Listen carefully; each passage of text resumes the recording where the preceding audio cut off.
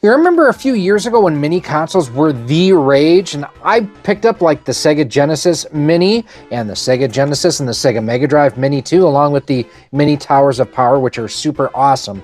Well, people have been wondering where is the next generation of these mini consoles because they sold so well.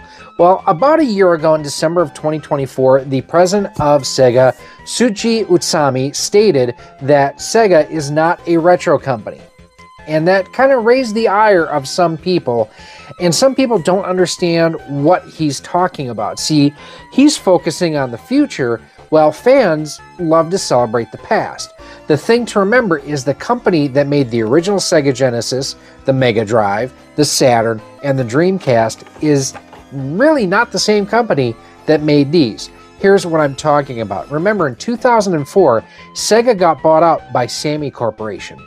So Sega Sammy started at that point in time 21 years ago.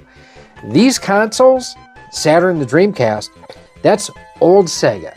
That is Sega that doesn't exist anymore.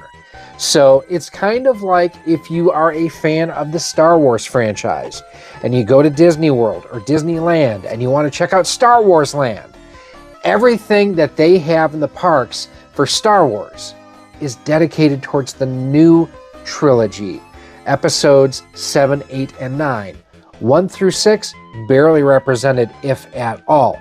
Same kind of thing with this. Sega Sammy is looking forward. They are a software developer. They're not a hardware developer really anymore at this point. And the hardware that was developed, the people who are there now, by and large, didn't develop it. So they have little, if any, connection to that. That's why they'd rather do things like come out with software to support the Nintendo Switch Online system, or do compilations for people who want games from the past, or do remasters.